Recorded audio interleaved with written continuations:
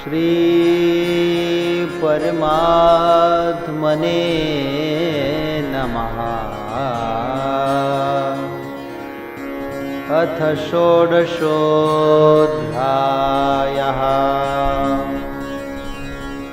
श्रीभगवानुवाच अभयं सत्त्वसंशुद्धिर्ज्ञानयोगव्यवस्थितिः दानन्दमश्च यज्ञश्च स्वाध्यायस्तपार्जवम् अहिंसा सत्यमक्रोधः त्यागश्शान्तिरपैशुनम् दयाभूतेष्वलोलुप्त्वम् मार्दवं ह्रीरचापलम् तेजः क्षमा धृतिः शौचम् मद्रोहो नातिमानिता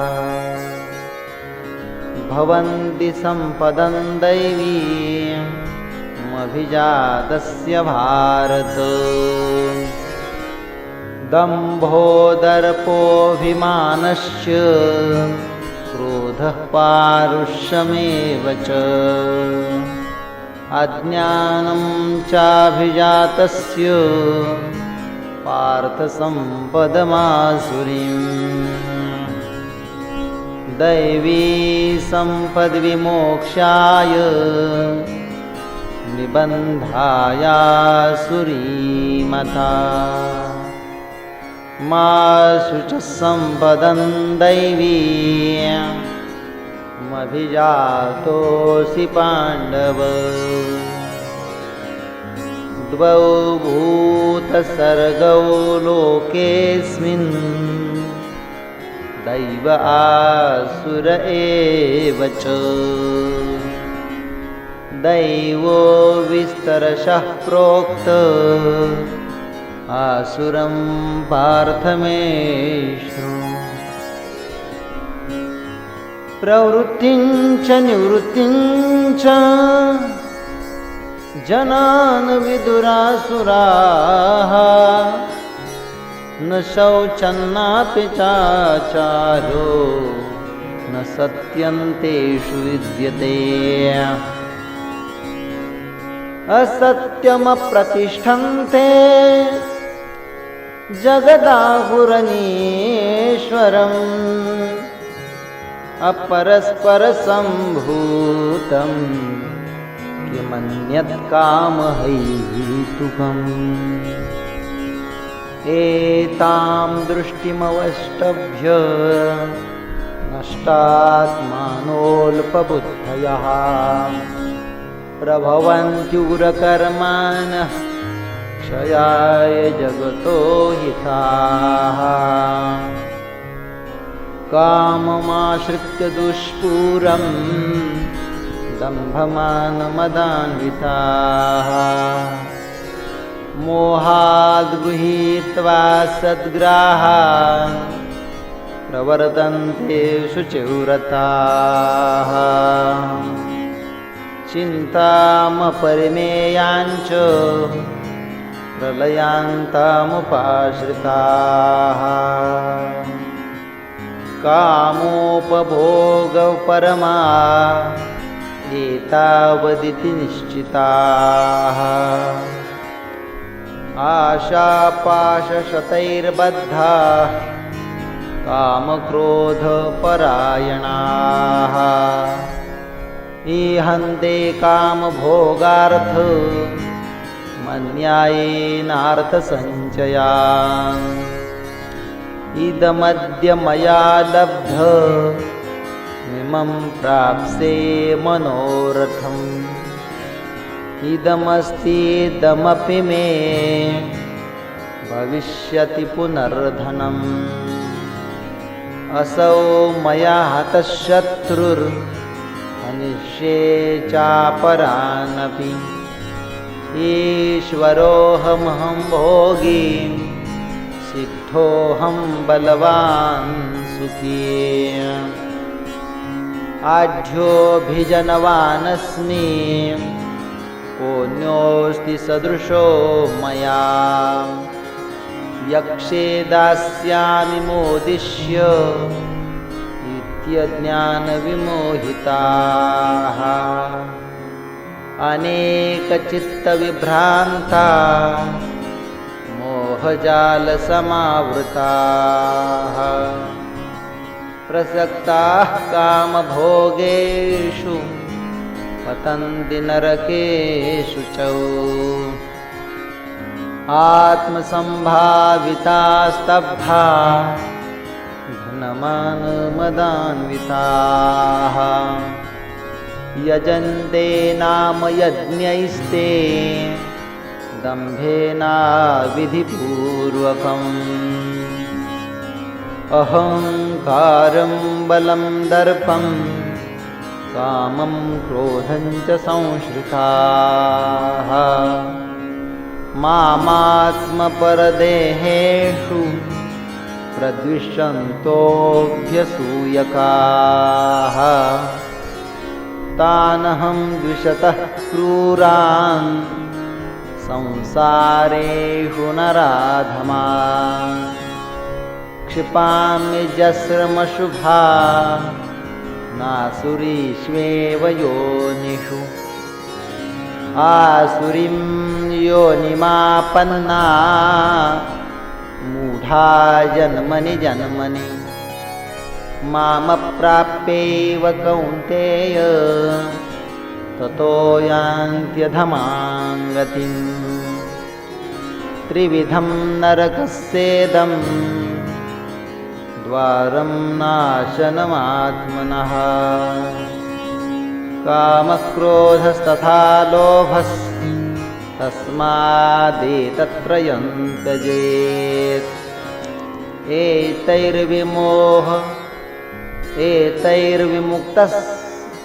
एतैर्विमुक्तः कौन्तेय तमोद्वारैस्त्रिभिर्नरः आचरत्यात्मनः श्रेयस्ततो याति परां गतिम् यशास्त्रविधिमुत्सृज्य वर्तते कामकारतः न स सिद्धिमवाप्नोति न सुखं न परां गतिम् तस्मात् शास्त्रं प्रमाणन्ते कार्याकार्यव्यवस्थितौ तयोर्न वशमागच्छेत् तौ ह्यस्य परिपन्थिनौ तस्मात् शास्त्रं प्रमाणन्ते कार्याकार्यव्यवस्थितौ ज्ञात्वा शास्त्रविधानोक्तं कर्म कर्तुमिहार्हसि ॐ तत्सदिति श्रीमद्भगवद्गीता उपनिषत्सु ब्रह्मविद्यायां योगशास्त्रे श्रीकृष्णार्जुनसंवादे दैवासुरसम्पदविभागयोगो नाम षोडशोऽध्यायः।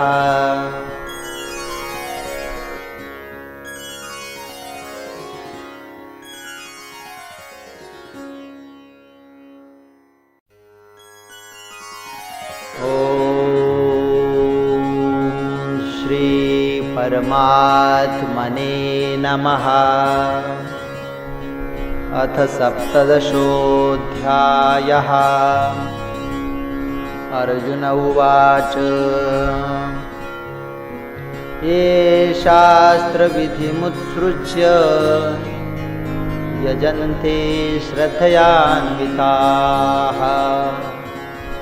तेषां निष्ठा तु का कृष्ण सत्वमाहोरजस्तमः। श्रीभगवानुवाच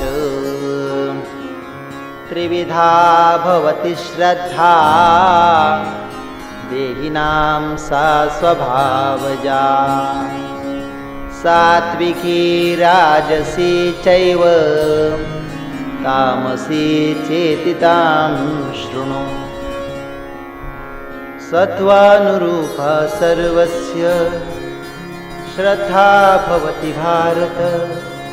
श्रद्धामयोऽयं पुरुषो यो यच्छ्रद्धः स एव सः। यजन्ते सात्विका देवान् यक्षरक्षांसि राजसाः। प्रेतान् भूतगणांश्चान्ये यजन्ते तामसा जनाः। अशास्त्रविहितं घोरं तप्यन्ते ये तपो जनाः। दम्भाहंकारसंयुक्ताः कामरागबलान्विताः। कर्षयन्तः शरीरस्थं भूतग्राममचेतसः। माञ्चैवान्तः शरीरस्थं तान् विद्यासुरनिश्चयान्।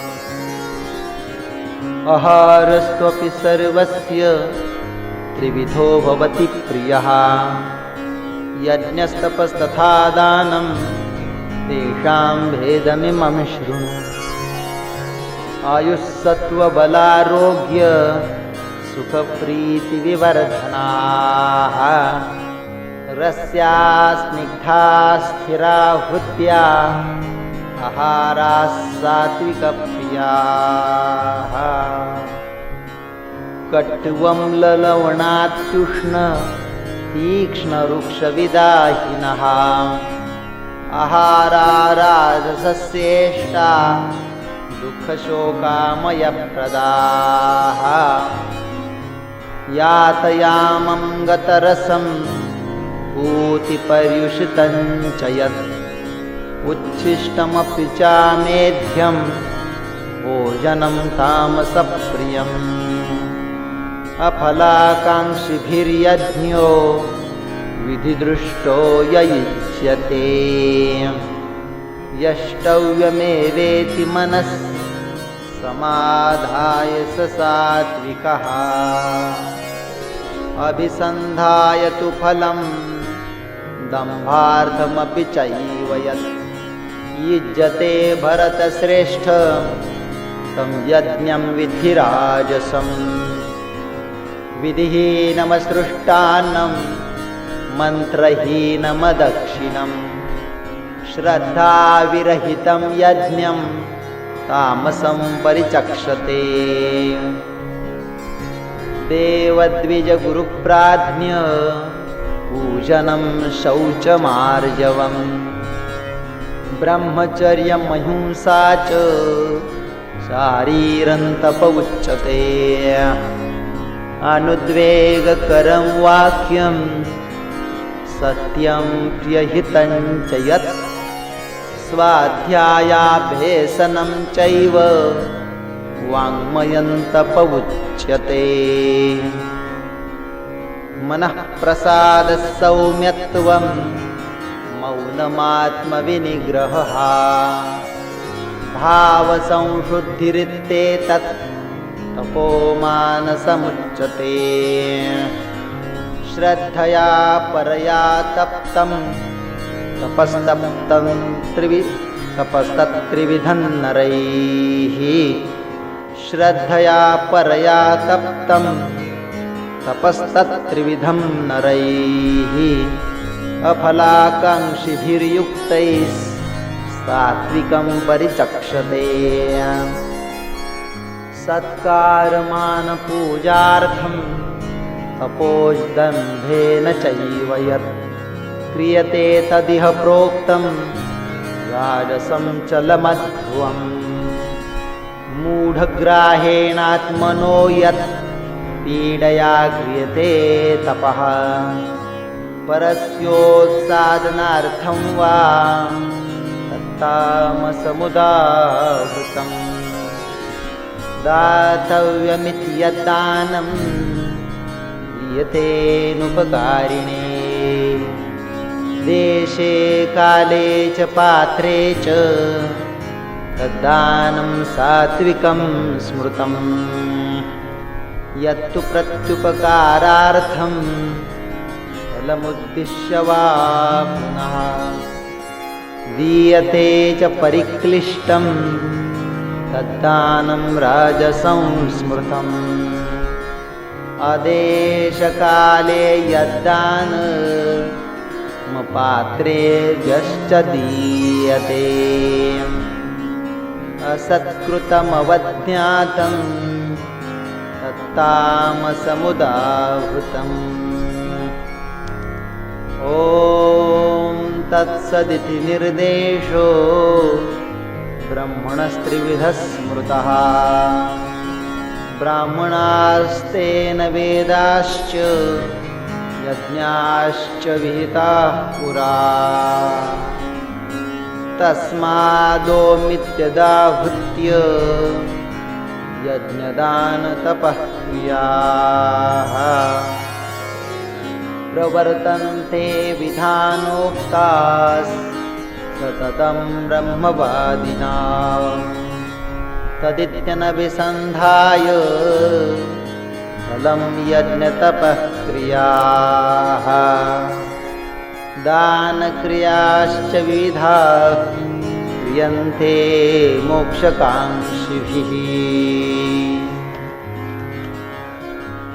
सद्भावे साधुभावे च सदित्ते तत्प्रयुज्यते प्रशस्ते कर्मणि तथा सच्छब्दः पार्थयुज्यते यज्ञे तपसि दाने च स्थितिः सदिति चोच्यते कर्म चैव तदर्थीयं सदित्येव विधीयते अश्रद्धया हुतं दत्तम् अश्रद्धया हुतं दत्तं तपस्तप्तं कृतं च यत् असदित्युच्यते पार्थ न च तत्प्रेत्य नो इह ॐ तत्सदिति श्रीमद्भगवद्गीतासु उपनिषद्ब्रह्मविद्यायां योगशास्त्रे श्रीकृष्णार्जुनसंवादे श्रद्धात्रयविभागयोगो नाम सप्तदशोऽध्यायः श्रीकृष्णार्पणमस्तु श्रीगुरुचरणार्पणमस्तु।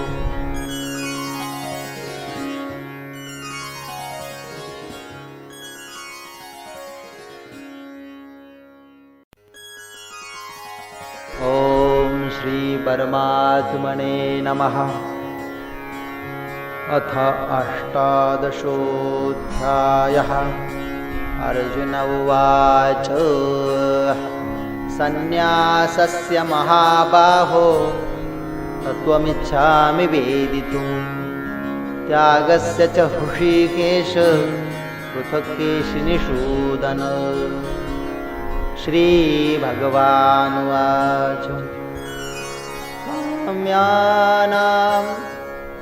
काम्यानां कर्मणां न्यासं सन्न्यासं कवयो विदुः सर्वकर्मफलत्यागं प्राहुस्त्यागं विचक्षणाः।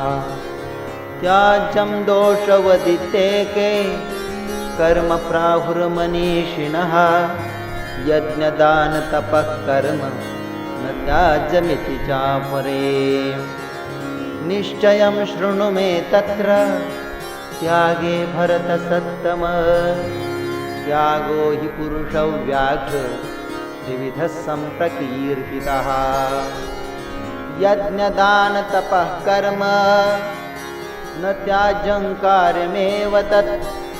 यज्ञो दानं तपश्चैव पावनानि मनीषिणाम्। एतान्यपि तु कर्माणि सङ्गं त्यक्त्वा फलानि च कर्तव्यानीति मे पार्थ निश्चितं मतमुत्तमम्। नियतस्य तु सन्न्यासः कर्मणो नोपपद्यते मोहात् तस्य परित्यागस्तामसः परिकीर्तितः दुःखमित्येव यत् कर्म कायक्लेशभयात् त्यजेत् स कृत्वा राजसं त्यागं नैव त्यागफलं येत् कार्यमित्येव यत् कर्म नियतं क्रियतेऽर्जुन सङ्गं त्यक्त्वा फलं चैव स त्यागः सात्विको मतः न द्वेष्ट्य कुशलं कर्म कुशलेनानुषज्यते त्यागी सत्त्वसमाविष्टो मेधावी छिन्नसंशयः नैद्यभृता शक्यं त्यक्तुं कर्माण्यशेषतः यस्तु कर्मफलत्यागी स त्यागीत्यभिधीयते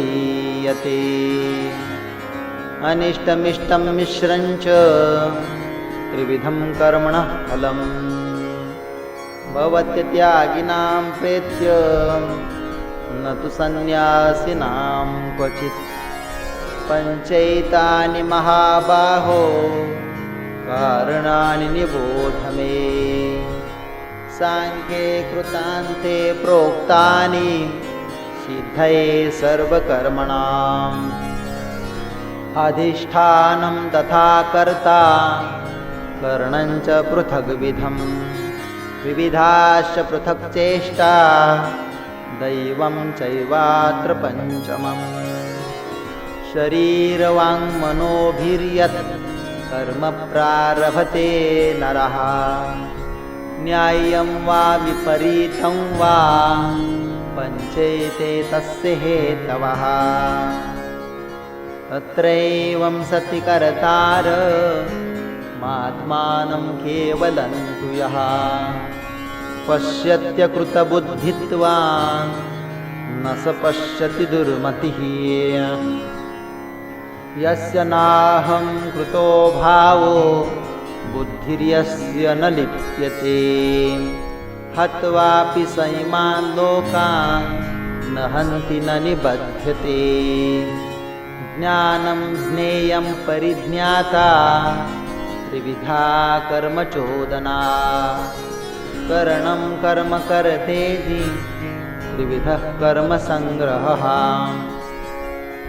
ज्ञानं कर्म च कर्ता च त्रिधैव गुणभेदतः प्रोच्यते गुणसङ्ख्याने यथा वच्छृणुतान्यपि सर्वभूतेषु येनैकं भावमव्ययमीक्षते अविभक्तं विभक्तेषु तज्ज्ञानं विद्धि सात्विकम् पृथक्त्वेन तु यज्ज्ञानं नानाभावान् पृथग्विधान् वेत्ति सर्वेषु भूतेषु तज्ज्ञानं विद्धि राजसम् यत्तु कृत्स्नवदेकस्मिन् कार्ये सक्तमहैतुकम् अतत्त्वार्थवदल्पञ्च तत्तामसमुदाहृतम् नियतं सङ्गरहितमरागद्वेषतः कृतम् अफलप्रेप्सुना कर्म यत्तत्सात्विकमुच्यते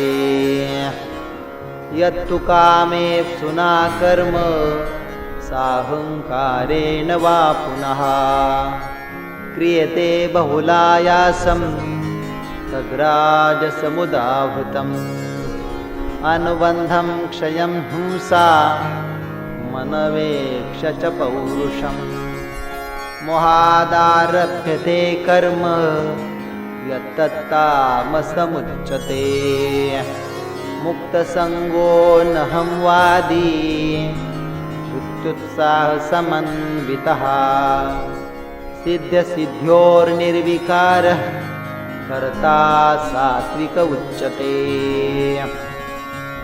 रागी कर्मफलप्रेप्सुर्लुब्धो हिंसात्मको शुचिः हर्षशोकान्वितः कर्ता राजसः परिकीर्तितः अयुक्तः प्राकृतस्तब्धः शठो नैष्कृतिको लसः विषादी दीर्घसूत्री च कर्ता तामस उच्यते बुद्धेर्भेदं धृतेश्चैव गुणतस्त्रिविधं शृणु प्रोच्यमानमशेषेण पृथक्त्वेन धनञ्जय प्रवृत्तिं च निवृत्तिं च कार्याकार्ये भयाभये बन्धं मोक्षं च या वेत्ति बुद्धिः सा पार्थ सात्विकी यया धर्ममधर्मं च कार्यं चाकार्यमेव च अयथावत् प्रजानाति बुद्धिः सा पार्थ राजसी अधर्मं धर्ममिति या मन्यते तमसावृता सर्वार्थान् विपरीतांश्च बुद्धिः सा पार्थ तामसी धृत्या यया धारयते मनः प्राणेन्द्रियक्रियाः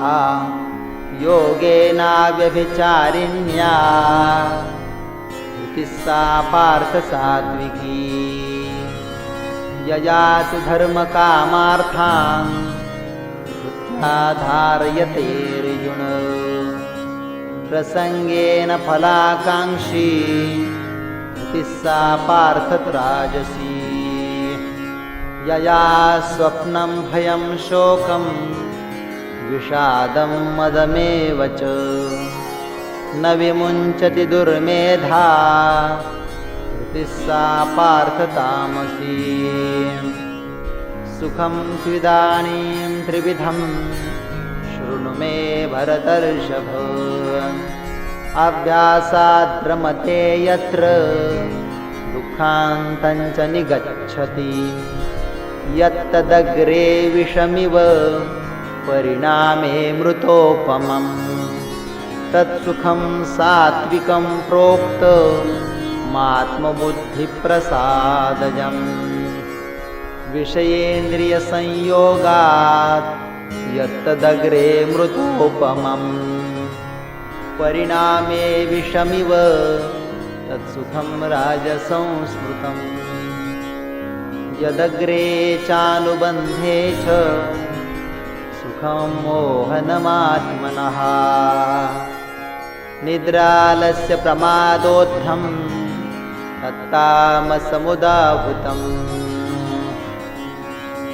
न तदस्ति पृथिव्यां वाग्निदेवेषु वा पुनः सत्वं प्रकृतिजैर्मुक्तं यदि स्यात् त्रिभिर्गुणैः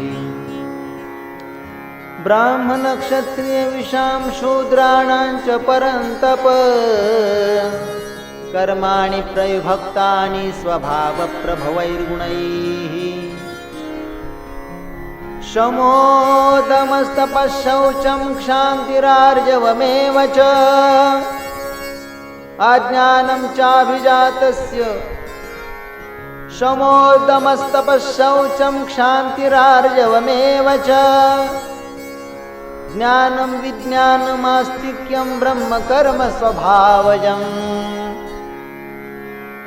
शौर्यं तेजो धृतिर्दाक्ष्यं युद्धे चाप्यपलायनं दानमीश्वरभावश्च क्षात्रं कर्म स्वभावजम् कृषिगौरक्षवाणिज्यं वैश्यकर्म स्वभावजम् परिचर्यात्मकं कर्म शूद्रस्यापि स्वभावजम् स्वे स्वे कर्मण्यभिरतः संसिद्धिं लभते नरः स्वकर्मनिरतः सिद्धिं यथा विन्दति तच्छृणु यतः प्रवृत्तिर्भूतानां येन सर्वमिदं ततं स्वकर्मणा तमभ्यर्च्य सिद्धिं विन्दति मानवः श्रेयान् स्वधर्मो विगुणः परधर्मात् स्वनुष्ठितात् स्वभावनियतं कर्म कुर्वन्नाप्नोति किल्बिषम्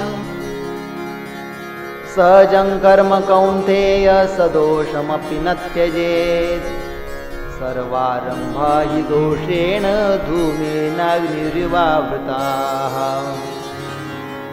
असक्तबुद्धिः सर्वत्र जितात्मा विगतस्पृहा नैष्कर्म्यसिद्धिं परमां सन्न्यासेनाधिगच्छति सिद्धिं प्राप्तो यथा ब्रह्म तथाप्नोति निबोध मे समासेनैव कौन्तेय निष्ठा ज्ञानस्य या परा बुद्ध्या विशुद्धया युक्तो धृत्यात्मानं नियम्य च शब्दादीन् विषयांस् त्यक्त्वा रागद्वेषौ विदस्य च विविक्तसेवी लघ्वाशी यतवाक्कायमानसः ध्यानयोगपरो नित्यं वैराग्यं समुपाश्रितः अहङ्कारं बलं दर्पं कामं क्रोधं परिग्रहं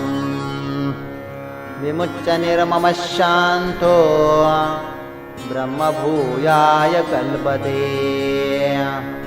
ब्रह्मभूतः प्रसन्नात्मा न शोचति न काङ्क्षति समस्सर्वेषु भूतेषु मद्भक्तिं लभते पराम् भक्त्या मामभिजानाति यावान्यश्चास्मि तत्त्वतः ततो मां तत्त्वतो ज्ञात्वा विशते तदनन्तरम् सर्वकर्माण्यपि सदा कुर्वाणो मद्व्यपाश्रयः मत्प्रसादादवाप्नोति शाश्वतं पदमव्ययम्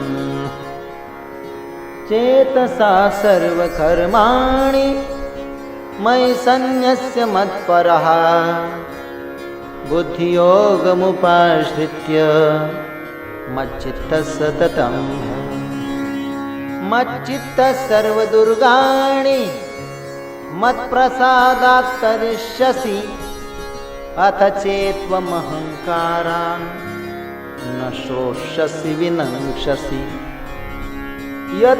यदहङ्कारमाश्रित्य न योत्स्य इति मन्यसे मिथ्येष व्यवसायस्ते प्रकृतिस्त्वां नियोक्ष्यति स्वभावजेन कौन्तेय निबद्धस्वेन कर्मणा कर्तुं नेच्छसि यन्मोहात् करिष्यस्य वशोऽपि तत् ईश्वरः सर्वभूतानां हृद्देशेऽर्जुन तिष्ठति भ्रामयन् सर्वभूतानि यन्त्रारूढानि मायया तमेव शरणं गच्छ सर्वभावेन भारत तत्प्रसादात् परां शान्तिं स्थानं प्राप्स्यसि शाश्वतम् इति ते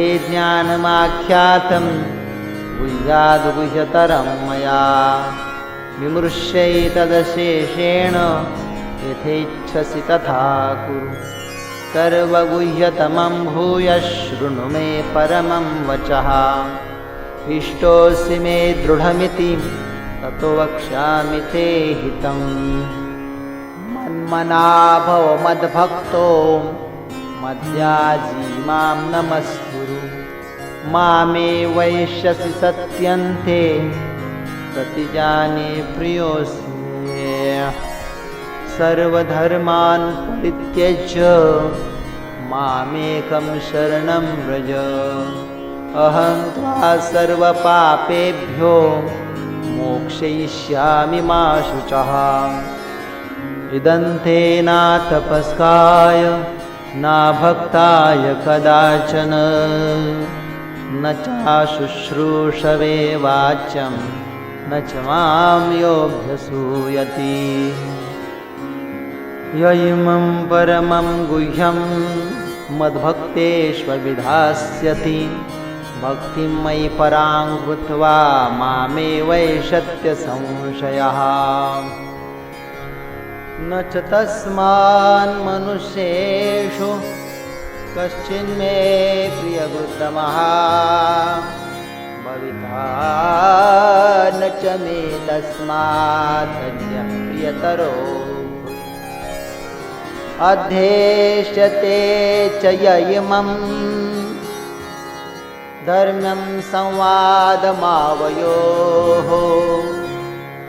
ज्ञानयज्ञेन तेनाह मिष्टस्यामिति मे मतिः। श्रद्धावाननसूयश्च शृणुयादपि यो नरः सोऽपि मुक्तशुभान् लोकान् प्राप्नुयात् पुण्यकर्मणाम्। कच्चिदेतच्छ्रुतं पार्थ त्वयैकाग्रेण चेतसा कच्चिदज्ञानसम्मोहः प्रनष्टस्ते धनञ्जय। अर्जुन उवाच नष्टो मोहस्मृतिर्लब्धा त्वत्प्रसादान्मयाच्युत स्थितोऽस्मि गन्धसन्देहः करिष्ये वचनं तव। सञ्जय उवाच इत्यहं वासुदेवस्य पार्थस्य च महात्मनः संवादमिमं श्रौष मद्भुतं रोमहर्षणं व्यासप्रसादात् श्रुतवान् एतद्गुह्यमहं परं योगं योगेश्वरात् कृष्णात् साक्षात् कथयत स्वयं। राजन् संस्मृत्य संस्मृत्य संवादमिममद्भुतं केशवार्जुनयोः पुण्यं हृष्यामि च मुहुर्मुहुः तच्च संस्मृत्य संस्मृत्य रूपमत्यद्भुतं हरेः विस्मयो मे महान् राजन् हृष्यामि च पुनः पुनः। यत्र योगेश्वरः कृष्णो यत्र पार्थो धनुर्धरः तत्र श्रीर्विजयो भूतिर्वा नीतिर्मतिर्मम। यत्र योगेश्वरः कृष्णो यत्र पार्थो धनुर्धरः तत्र श्रीर्विजयो भूतिर्वा नीतिर्मतिर्मम। यत्र योगेश्वरः कृष्णो यत्र पार्थो धनुर्धरः तत्र श्रीर्विजयो भूतिर्वा नीतिर्मतिर्मम। ॐ तत्सदिति श्रीमद्भगवद्गीतासु उपनिषत्सु ब्रह्मविद्यायां योगशास्त्रे श्रीकृष्णानुसंवादे मोक्षसंन्यासयोगो नाम अष्टादशोऽध्यायः। श्रीकृष्णार्पणमस्तु श्रीगुरुचरणारविन्दार्पणमस्तु।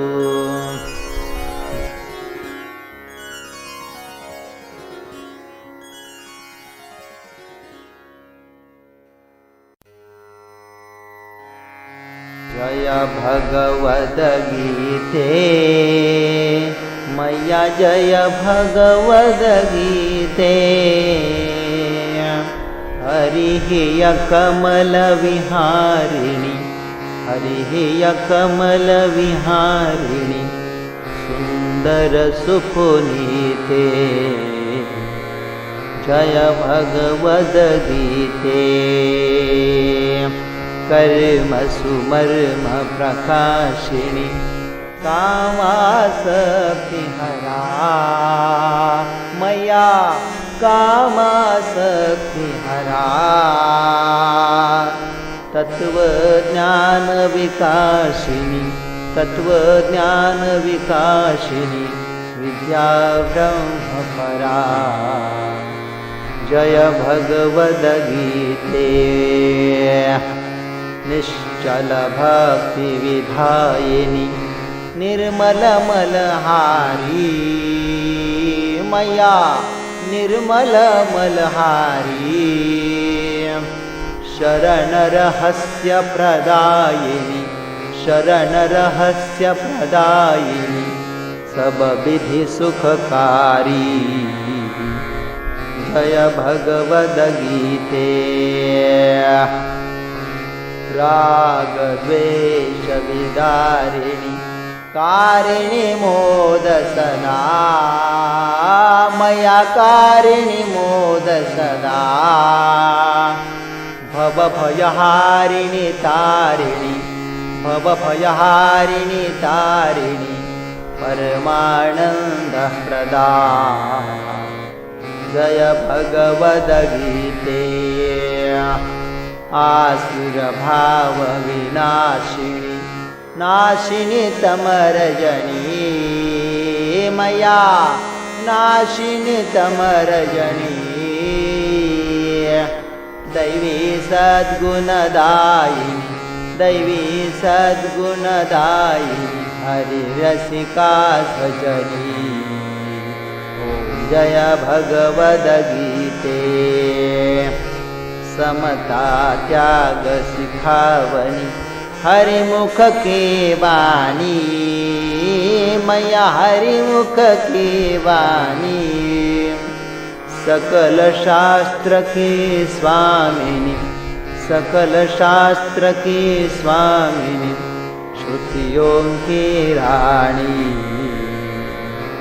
जय भगवद्गीते